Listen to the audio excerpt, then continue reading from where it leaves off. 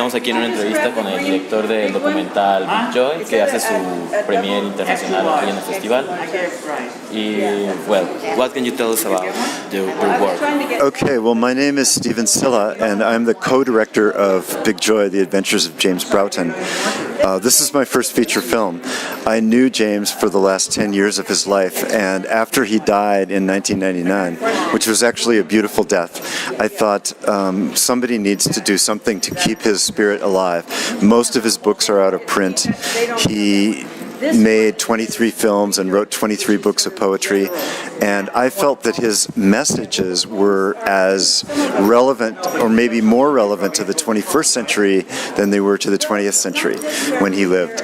So I decided to make a film, and I asked my friend Eric Slade if he would be willing to co-direct with me.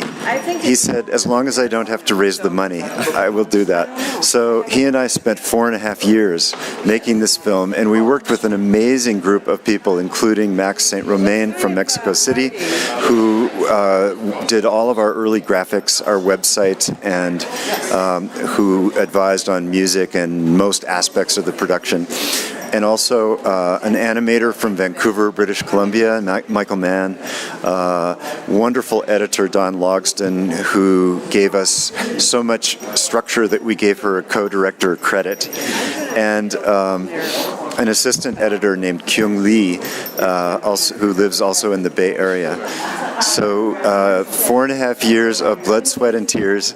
We went to the archive at Kent State University where James Broughton's collection is, and that was a great resource where we found his journals. He journaled every day from age 13 until he died, and those journals gave us the spine for the film, for him to be able to tell his own story in his own words.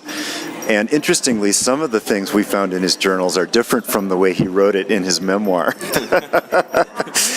But it was a great privilege to be able to tell his story, and we tried to do it in a way. His advice to filmmakers was follow your weird. This is the word weird in American Sign Language, the letter W crawling across like that. So we tried to follow our weird in telling his story, but also to be true to his spirit. So most of the shoots we did 37 interviews, but we only used 20. And we also,